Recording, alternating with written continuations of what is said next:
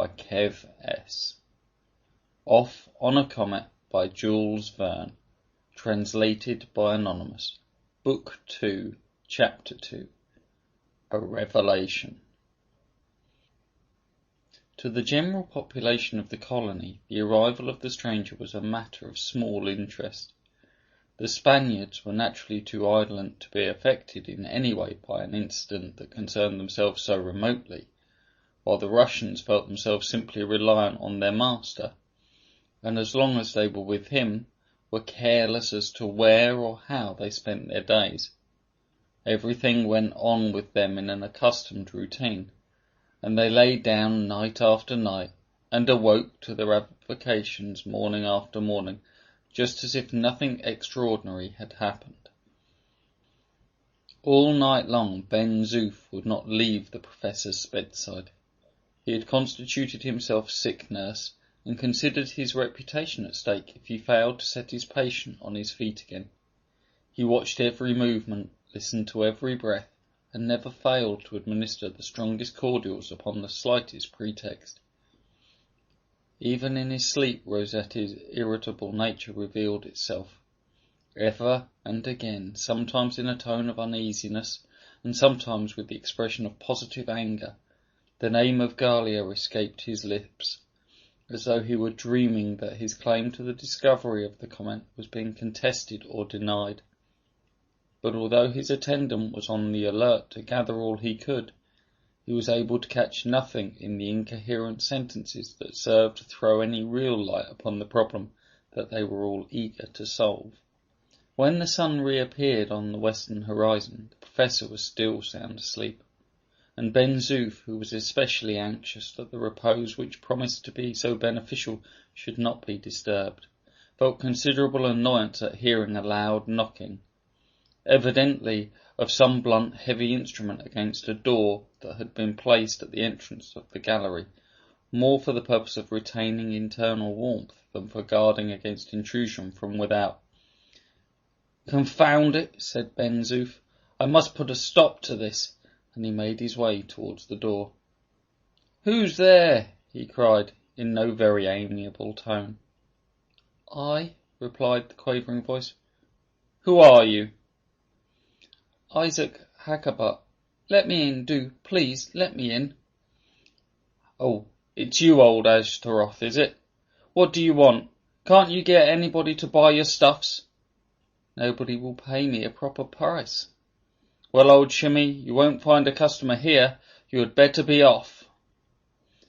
"No, but do, please let me in," supplicated the Jew. "I want to speak to His Excellency, the Governor." "The Governor is in bed and asleep." "I can wait until he wakes." "Then wait where you are." And with this inhospitable rejoinder, the orderly was about to return to his place at the side of his patient, when Servadac, who had been roused by the sound of voices, called out, "What's the matter, Ben Zoof?" "Oh, nothing, sir. Only that hound of a Hackabut says he wants to speak to you." "Let him in, then." Ben Zoof hesitated.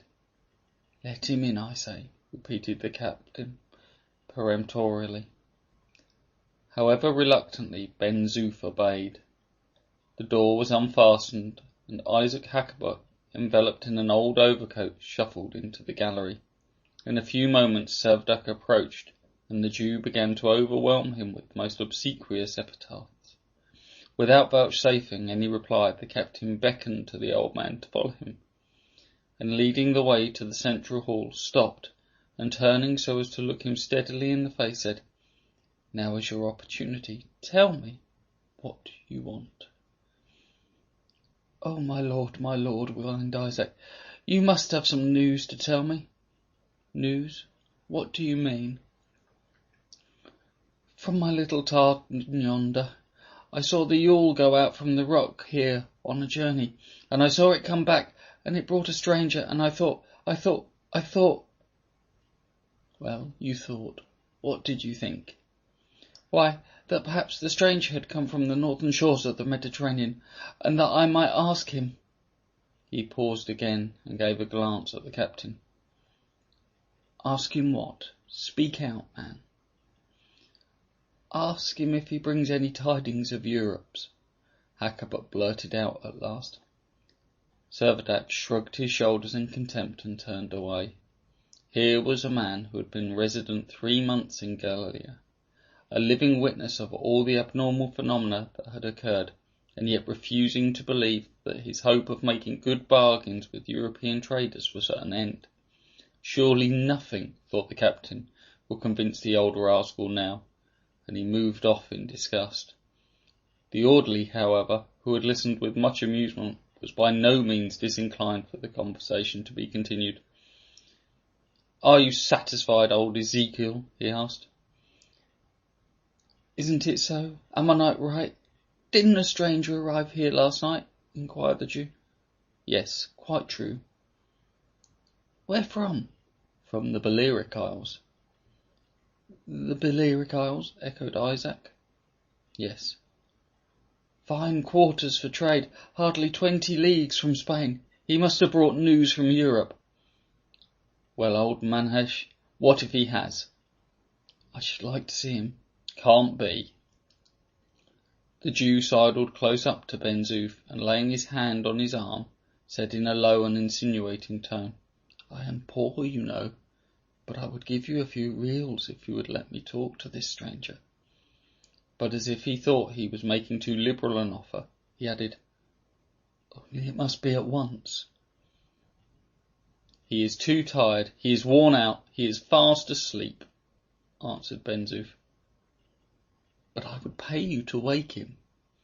The captain had overheard the tenor of the conversation, and interposed sternly, "Hakkabut, if you make the least attempt to disturb our visitor, I shall have you turned outside that door immediately."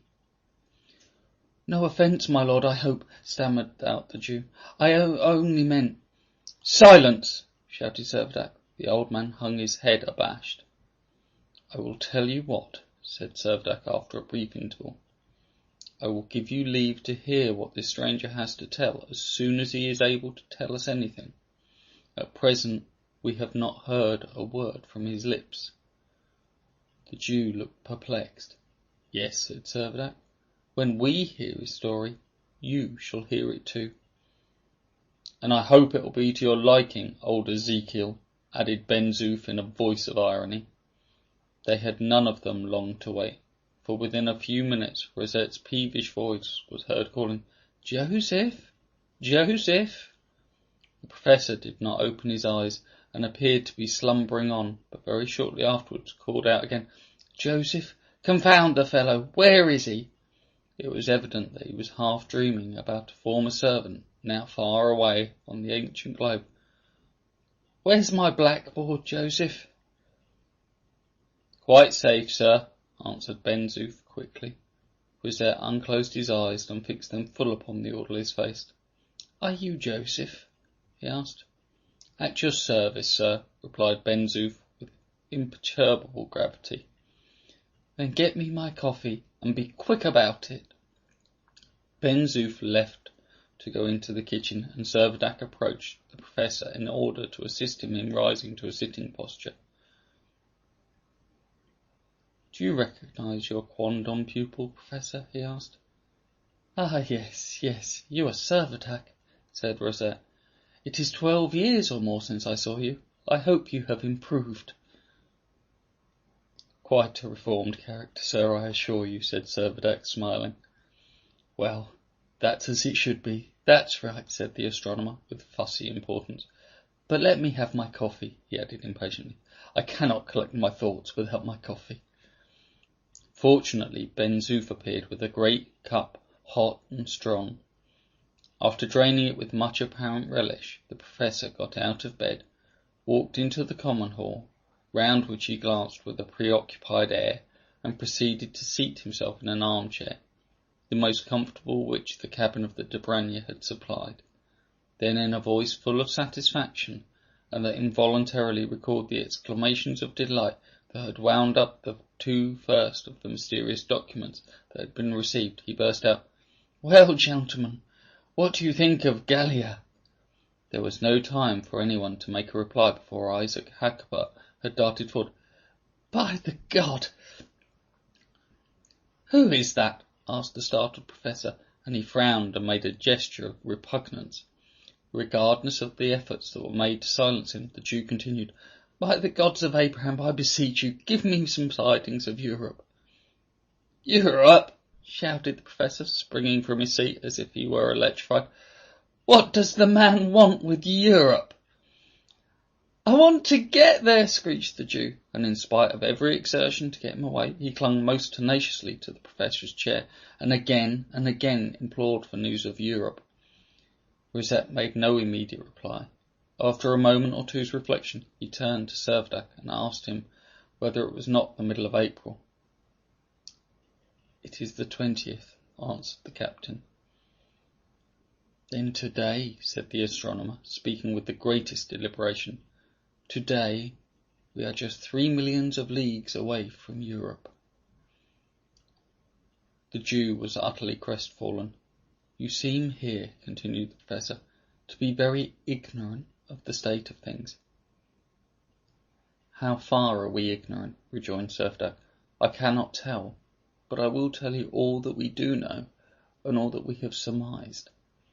And as briefly as he could, he related all that had happened since the memorable night of the 31st of December, how they had experienced a shock, how the Dobranya had made her voyage, how they had discovered nothing except the fragments of the old continent at Tunis, Sardinia, Gibraltar, and now at Formentera, how at intervals the 3 anonymous documents had been received, and finally how the settlement at Gorba Island had been abandoned for their present quarters at Nina's Hive. The astronomer had hardly patience to hear him to the end. And what do you say is your surmise as to your present position? He asked. Our supposition, the captain replied, is this. We imagine that we are on a considerable fragment of the terrestrial globe that has been detached by collision with a planet to which you appear to have given the name of Gallia. Better than that, cried Rosette, starting to his feet with excitement. How? Why? What do you mean? Cried the voices of the listeners. You are correct to a certain degree, continued the professor. It is quite true that at 47 and 35.6 degrees after 2 o'clock on the morning of the 1st of January there was a collision. My comet grazed the earth, and the bits of the earth which you have named were carried clean away. They were all fairly bewildered. Where then? Cried Servadac eagerly. Where are we? You are on my comet, on Gallia itself, and the professor gazed around him with a perfect air of triumph. End of Book 2, Chapter 2, A Revelation.